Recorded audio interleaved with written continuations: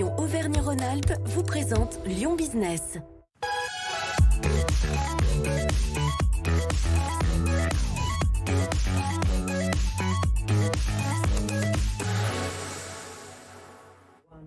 Lyon Business, votre rendez-vous chaque mardi sur BFM Lyon. Soyez les bienvenus. Mon invité cette semaine, Yvan Pathé. Bonsoir et merci d'avoir accepté notre invitation. Avec plaisir. Vous êtes le président fondateur du groupe EM2C, groupe qui a été fondé en 1990. Vous avez fêté vos 31 ans donc cette année. Promoteur lyonnais spécialisé, on le rappelle, dans l'immobilier d'entreprise, aménagement, promotion, construction. Vous êtes implanté à Lyon, à Nantes, mais aussi à Paris. En 2020, votre chiffre d'affaires s'élève à 58 millions d'euros. Vous avez une centaine de collaborateurs. En 30 ans, vous avez réalisé plus de 800 bâtiments pour l'immobilier d'entreprise, le logement, plus de 3 millions de mètres carrés construits. Alors à Lyon, EM2C, c'est notamment le siège d'Ampli de Cour Viton, celui d'Agira à Gerland ou encore les laboratoires Carso à Vénissieux. En ce moment, vous travaillez sur le site des anciennes usines Fagor dans le 7e arrondissement avec un projet ambitieux, un ensemble de 30 000 mètres carrés qui abritera notamment le siège d'Enedis. Yvan Pathé, ça veut dire que malgré la crise sanitaire, le marché de l'immobilier d'entreprise se porte bien à Lyon ? Il se porte bien, oui, tout à fait, vous avez tout résumé. Il se porte bien, il se cultive quelques années avant sa production, c'est le cas de le dire.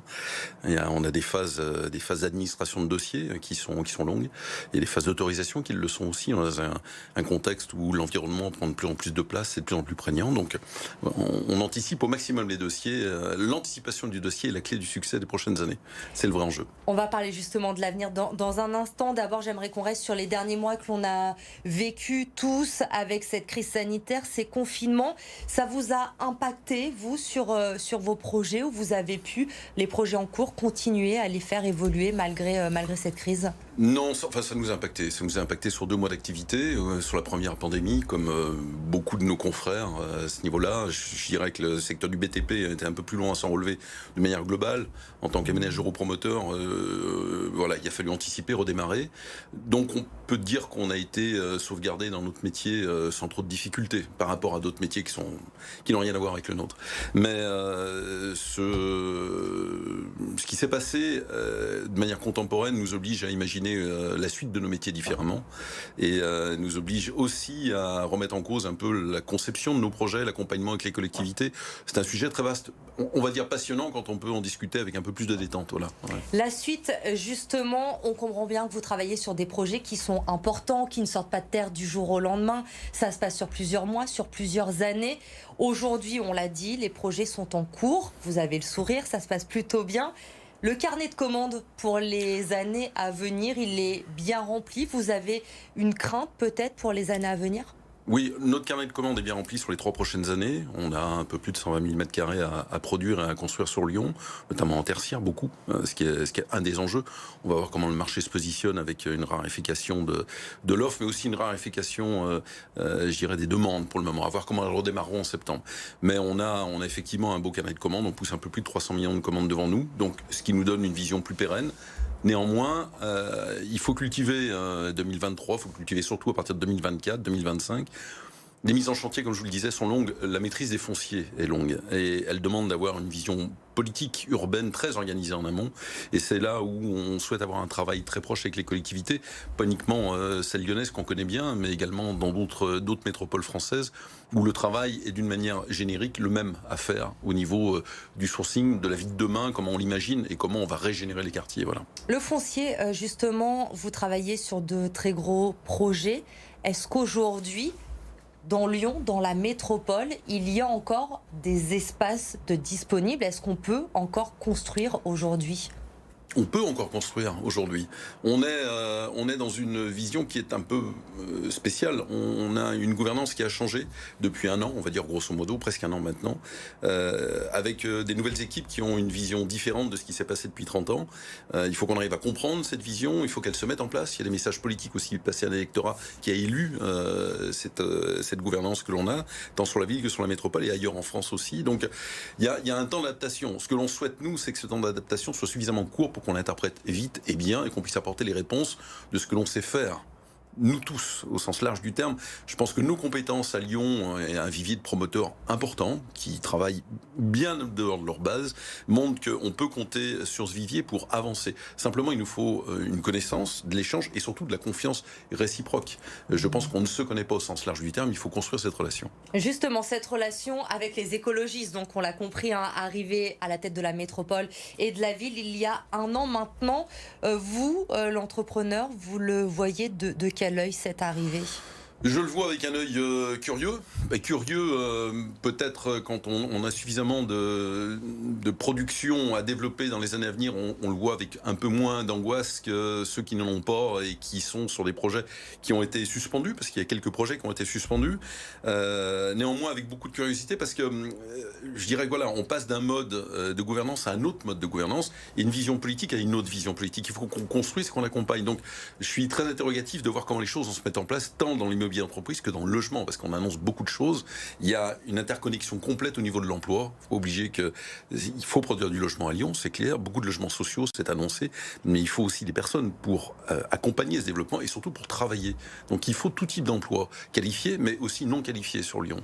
Donc tout type d'entreprise aussi. Curieux, interrogatif, est-ce que vous êtes quand même un petit peu inquiet, parce que vous l'avez évoqué rapidement, l'arrivée des écologistes, c'est un changement également de stratégie. On sait qu'ils ne sont pas favorables à ce que voulait faire Gérard Collomb du quartier de la Part-Dieu, notamment avec ses grandes tours. Est-ce que vous avez peur justement qu'ils freinent un petit peu les constructions et les grands projets dans les prochaines années ? Ils envoient des messages différents.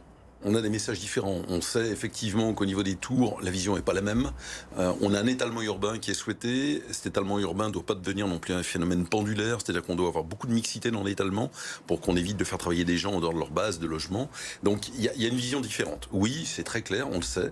Cette vision est différente, mais il va y avoir toujours une vision. Encore une fois, l'économie ne peut pas être chassée.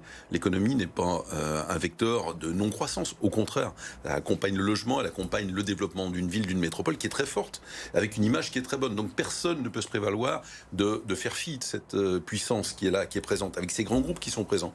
Donc il est important d'arriver à le comprendre, mais il est important de pouvoir échanger.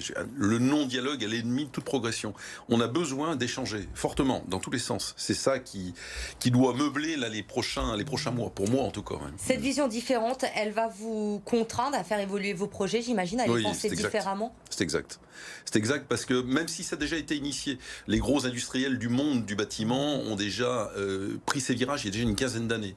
La vision décarbonée, elle date de 2007, où les premières lois devaient arriver avec une taxe carbone qui était décalée pour des histoires qui ne touchent pas le monde de l'économie rationnelle tel qu'on le connaît, qui vont revenir sur le plancher très rapidement, puisqu'on a des normes qui nous imposent une décarbonisation, mais pas que. Donc on va sourcer d'autres matériaux. Il y a une accélération, parce qu'on sait qu'on a des élus qui prônent cette accélération, donc qui est très intéressante, parce que ça nous oblige à nous poser des questions différentes, à consommer moins d'énergie, voire à produire l'énergie qui va être consommée, et de manière un peu plus active. Mais beaucoup de choses ont déjà été lancées, donc c'est intéressant d'arriver à voir de quelle manière on va pouvoir les poser. Justement, on va rentrer dans ce sujet de l'écologie, notamment, je le disais en début d'émission, votre entreprise a plus de 30 ans maintenant, oui. 31 ans. Les enjeux environnementaux, ils ont évolué au cours des années. Vous vous êtes adapté à cela. Comment vous travaillez aujourd'hui pour construire tout en respectant l'écologie ? On construit par le volet social. Le volet social d'une entreprise, le volet social pour la partie logement, la mixité du volet social. Quand je dis le volet social, c'est toute classe confondue. Ce qui est intéressant, c'est de voir comment un projet urbain vient se positionner dans un environnement existant. Quand vous reprenez une friche dans Lyon, vous êtes entouré à 360 degrés par des habitants, par des entreprises qui sont présentes, par des services publics, par tout un tissu. Il est important de faire un lien. Pour faire ce lien, on doit intégrer les nouvelles attentes. C'est-à-dire que maintenant, quand vous produisez un immeuble de bureau, vous devez aussi imaginer au niveau du travail, même parfois du compost, ce qui va toucher une famille, comment est-ce qu'on peut l'intégrer à une échelle économique ? Des questions qui n'étaient pas d'actualité, qui le deviennent maintenant, parce qu'on sait qu'on est attendu sur ces questions-là. On va passer en dehors des questions qui sont liées au mode de déplacement, avec l'accélération du transport par le vélo, parce qu'on voit que ça touche, je dirais, un bassin de population européen, mondial, donc on n'est pas dans ce paradigme-là. Par contre, il y a beaucoup d'attentes sur le bien vivre pour des générations. Les milléniums sont demandeurs de ce bien vivre, ils sont là pour nous l'expliquer, pour nous pousser à aller de l'avant. Donc quelque part, tout se corrobore. Maintenant, il faut le mettre en ordre de bataille parce que c'est une bataille de l'écologie au travers d'un phénomène social et économique. Il ne faut pas le perdre de vue, c'est très important. Alors pour terminer, une dernière question, on va justement essayer de se projeter, d'ouvrir notre imagination. À quoi ressemble le quartier de demain que vous avez envie de construire? À quoi va-t-il ressembler à Lyon? On va accélérer la mixité. Cette mixité de quartier, pour moi, c'est pas forcément une mixité d'avoir dans un même immeuble bureau, logement, d'avoir de l'activité ou du service. C'est toujours difficile. Les notions de vie sont pas les mêmes. Vous vivez la journée quand vous travaillez. Il est difficile d'imaginer qu'il y a des gens au-dessus de chez vous qui vont être des gens qui vont vivre leur vie propre en même temps que vous travaillez en dessous. Par contre, d'avoir des quartiers dans lesquels on met cette notion de mixité à disposition, qui pose beaucoup de questions, parce qu'encore une fois, on peut être dans la journée avec ses enfants et avoir son époux, son épouse qui travaille à côté, mais qui va synthétiser beaucoup de moyens qui vont devoir venir à disposition de ces quartiers, dans le transport, dans les déchets, dans plein de choses. Donc c'est cette réflexion qui est dure à mettre en place, surtout quand on a des changements politiques sur lesquels on doit respecter ceux qui ont été élus, leur vision, mais aussi leur rappeler que les temps sont courts et qu'on a quand même une administration qui est lourde en France. Il faut manager tout ça. Merci en tout cas Yves Empaté d'avoir été avec nous. Vous restez avec moi un instant encore pour l'info de la semaine dans Lyon Business et les salons professionnels qui vont enfin faire leur retour à Lyon. Le premier rendez-vous, c'est pour les 22, 23 et 24 juin prochains. Préventica va être l'événement phare de la réouverture d'Eurexpo. Le salon qui devait se tenir en septembre dernier, normalement il avait été reporté en raison de la crise sanitaire. Il va être le premier rassemblement national sur les sujets de la santé au travail, des ressources humaines, de la gestion de la crise et de la performance des entreprises. 345 exposants et une centaine d'entreprises de la région présentes. C'est une bonne nouvelle, évidemment, le retour de ces salons avec ce rendez-vous donc à Eurexpo. Encore merci Yves Empaté d'avoir été mon invité ce soir. Vous restez avec nous, l'info se poursuit sur BFM Lyon. Très bonne soirée.